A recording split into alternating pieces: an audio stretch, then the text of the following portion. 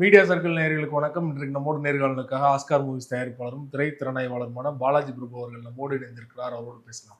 வணக்கம் சார். வணக்கம். நடிகர் விஜய் சேதுபதி அவருடைய மகன் சூர்யா சேதுபதி ஃபீனிக்ஸ் அப்படிங்கிற படத்தின் மூலமா கதையின் நாயகனாக அறிமுகமாக இருக்கிறார். அந்த படத்தோட ட்ரெய்லர் கூட சமீபத்தில் வெளியானது. கிட்டத்தட்ட ஓராண்டோ 2 ஆண்டுகளுக்கு முன்னாடி பார்த்தீங்கன்னா அவர் பேசினது ஒன்று சர்ச்சையானது. அப்பா வேற நான் வேற, எனக்கு அப்பாவுக்கு சம்மந்தம் இல்லை அப்படின்னு நிறைய விஷயங்கள் பேசியிருந்தாரு. சோசியல் மீடியாவில் ட்ரால் செய்யப்பட்டது. சமீபத்தில் அந்த படம் தொடர்பாக இன்டர்வியூ கொடுக்கும்போது பார்த்தீங்கன்னா ஸ்விங்கம் பண்ணிக்கிட்டே பேசுறாரு அப்படின்னு மறுபடியும் சர்ச்சையா இருக்கு அவர் பேச்சு. இப்படி பார்க்குறீங்க இந்த விஷயத்த? 2 விதமாக நீங்கள் இதை பார்க்கணும் சார். ஒன்று பார்த்தீங்கன்னா, விஜய் சேதுபதியோட பையன் சூர்யா விஜய் சேதுபதி சின்ன பையன், ஒரு மெச்சூரிட்டி லெவல்னு ஒன்று இருக்குது பார்த்தீங்களா, அது அந்த அளவுக்கு தான் இருக்கும். அது ஒரு பாயிண்ட்டு.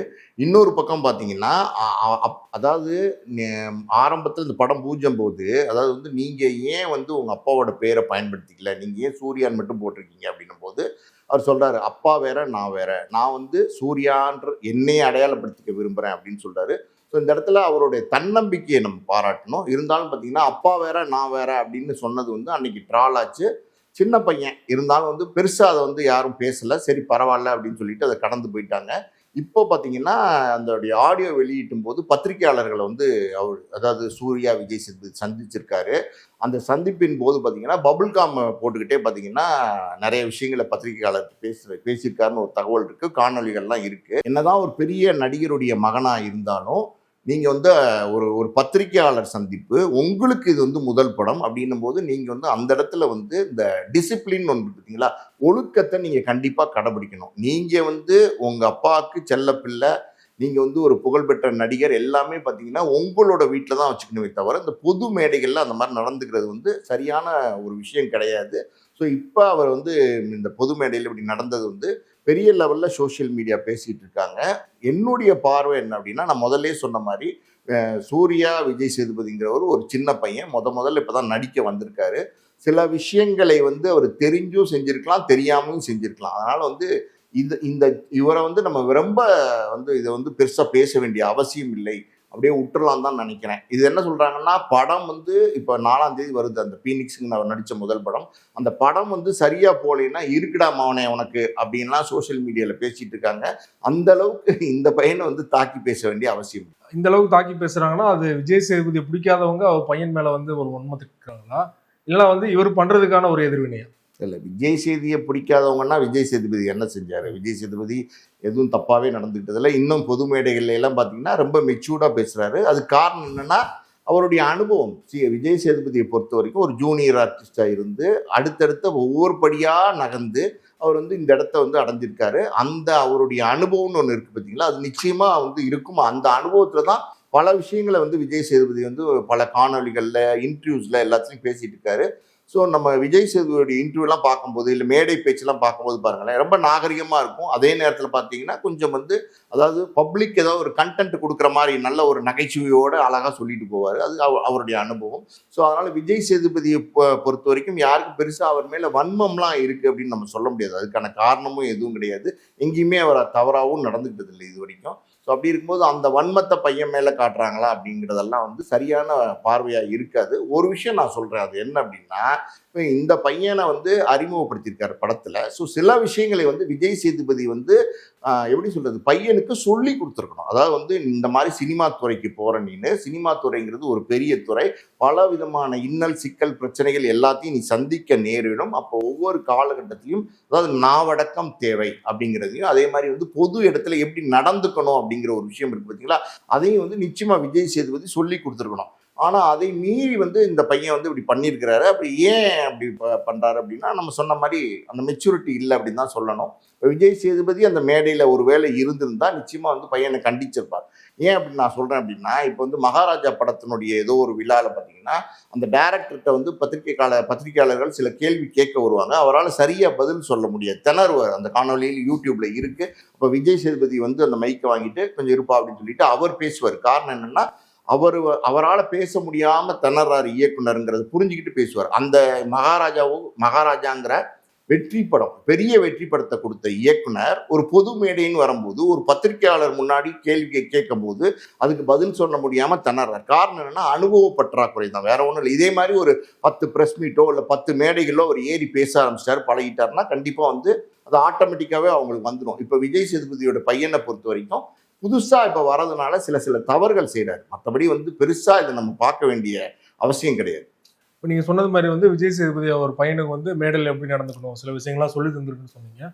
அதே தான் சோசியல் மீடியாவில் ஒரு பக்கம் பார்த்தீங்கன்னா பிக் பாஸ்ல பலருக்கு வந்து பாடம் எடுக்கிற விஜய் சேதுபதி பையன் வந்து இந்த மாதிரி பண்றாங்க அப்படிங்கிற மாதிரி விமர்சனம். இன்னொரு பக்கம் பார்த்தீங்கன்னா அப்பாவே அசிங்கப்படுத்தினான் பையன் அப்படிங்கிற மாதிரியான மீம்ஸ் வருது. அதாவது வந்து இங்க பாருங்க, ஒரு விஷயம் என்னன்னா விஜய் சேதுபதி அப்படிங்கிற ஒரு நடிகர் அவர் வந்து இந்த சினிமா துறையில பல பிரச்சனை, அதாவது வந்து பல சிக்கல், இன்னல், தடங்கள் எல்லாத்தையும் சந்திச்சு இன்னைக்கு ஒரு இடத்துக்கு வந்து இன்னைக்கு வந்து ஒரு நடிகரா வந்து இன்னைக்கு மக்களிடம் காட்சியளிக்கிறார். இப்போ அப்படியே பார்த்தீங்கன்னா இந்த பையனை பொறுத்த வரைக்கும், அதாவது சூர்யாவை பொறுத்த வரைக்கும் அவன் வந்து சின்ன வயசுலேருந்தே பார்த்தீங்கன்னா அந்த செல்லமாக வளர்ந்த பசங்களாக இருப்பாங்க. நிச்சயமாக வந்து அது இருக்கத்தான் செய்யும். ஸோ அப்படி இருக்கும்போது எடுத்தோடனே பார்த்தீங்கன்னா ஒரு உழைச்சி ஒருத்தர் சம்பாதிக்கிறார். இப்போ விஜய் சேதுபதி உழைச்சி சம்பாரித்து இன்னைக்கு ஒரு BMW கார் வச்சிருக்காரு, இல்லை ஒரு பென்ஸ் கார் வச்சிருக்காருன்னா அவருடைய உழைப்பில் வந்தது. அந்த உழைப்புக்கு என்ன கஷ்டப்பட்டிருக்கார் அப்படிங்கிறது அவருக்கு தெரியும். அதை தெரிஞ்சதுனால அதுக்கான மாதிரியான அது நடந்துப்பார் அவர் பொது இடங்களில். ஸோ இந்த பையனை பொறுத்த வரைக்கும் அந்த காரில் ஸ்கூலுக்கு போகிறது, பெரிய பெரிய காஸ்ட்லி காரில் ஸ்கூலுக்கு போகிறது, இல்லைன்னா ஒரு பெரிய மாலில் சுற்றுறது, நினைச்சதை வாங்கி சாப்பிடக்கூடிய ஒரு சூழ்நிலை, நினைச்ச உடைகளை வாங்கி போட்டுக்கலாம், நினைச்ச மாதிரி வாட்ச் எது வேணாலும் வாங்கிக்கலாங்கிற ஒரு ராயல் லைஃப் இருக்கும்போது அது ஆட்டோமேட்டிக்காவே வந்து அந்த இன்ஃப்ளூயன்ஸ் கொஞ்சம் இருக்கும். அது வந்து ஒரு பொதுவான ஒரு தொழிலுக்கு வரும்போது, சினிமா மாதிரியான தொழிலுக்கு வரும்போது அந்த இடங்கள்ல வந்து அதை நம்ம காட்டக்கூடாது. அதை வந்து நம்ம தவிர்க்கணும். என்ன எல்லார்கிட்டையும் பணம் இருக்கு, இன்னைக்கு பணம் இல்லாத ஆள் யாருமே கிடையாது. ஸோ அப்படி இருக்கும்போது அந்த மாதிரி ஒரு ஆட்டிடியூட்ல அந்த பையன் வளர்ந்துருப்பான். நிச்சயமா அப்படிதான் இருக்கும். ஸோ அதை வந்து இந்த பையன் இப்போ காட்டுறான் புது மேடையில. அந்த காட்டுறது வந்து கூட எனக்கு தெரிஞ்சு தெரியாம செய்யற தவறாதான் நான் பார்க்குறேன். போக போக பார்த்தீங்கன்னா எப்படி விஜய் சேதுபதி ஒரு கடைநிலை நடிகராக இருந்து அனுபவம் பெற்றாரோ அதே மாதிரி நிச்சயமா இவரும் வந்து அந்த அனுபவம் கிடைச்சா நிச்சயமா மாத்திக்குவார். இந்த இடத்துல நம்ம இன்னொரு உதாரணம் கூட சொல்லலாம். அது என்ன அப்படின்னா, விஜயெல்லாம் அறிமுகமான காலகட்டங்களில், அதாவது வந்து காதுபடவே பல விமர்சனங்கள் வந்து ஒரு பேசியிருக்காங்க அவரை பற்றி. அதையெல்லாம் தாண்டி தான் அவர் இந்த உயரத்துக்கும் இந்த உச்சத்துக்கும் வந்திருக்காரு. ஸோ நீங்கள் முதல் படம் விஜயனுடைய நாளைய தீர்ப்பையும் பாருங்க, இன்னைக்கு கடைசி படம்னு சொல்லிட்டார் ஜனநாயகன், அதையும் பாருங்க. கிட்டத்தட்ட பாருங்க அந்த மெச்சூரிட்டி தெரியும், மெச்சூரிட்டி லெவல்.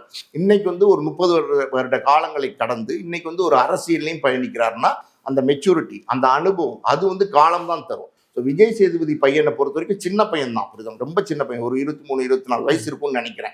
ஸோ என்ன அனுபவம் இருக்கும்னு நினைக்கிறீங்க? அதுவும் ஒரு பணக்கார வீட்டு பையனா இருந்த காலகட்டத்தில் என்ன அதாவது நான் சொன்ன மாதிரி ஸ்கூலுக்கே ஒரு காரில் போய் இறங்கியிருப்பான், வேற எங்கேயாவது போனா அவனே செல்ஃப் டிரைவிங்கில் கார் எடுத்துகிட்டு போவான். ஒரு சராசரியான ஒரு வாழ்க்கை வாழ்கிற ஒரு குடும்பத்தில் அந்த பையன் வந்து ஒரு பஸ்ஸில் ஏறி போவான், ஒரு ரிக்ஷாவில் ஏறி போவான், ஒரு சைக்கிளில் ஏறி போவான், ஒரு 2 வீலரில் போவான். 2 வீலரில் போகும்போது மழை பெஞ்சிடும், அது ஒதுங்கி நிற்பான். இதெல்லாம் பார்த்தீங்கன்னா அந்த கஷ்டங்கள் பார்த்தீங்களா, அதை வந்து அவன் படிப்படியாக பார்க்கறதுனால அந்த பையனுக்கு இருக்கிற அனுபவம் கூட இந்த பையனுக்கு இருக்காது. காரணம் வந்து ஒரு சொபிஸ்டிகேட்டடான லைஃப்ல வளர்ந்தவன்.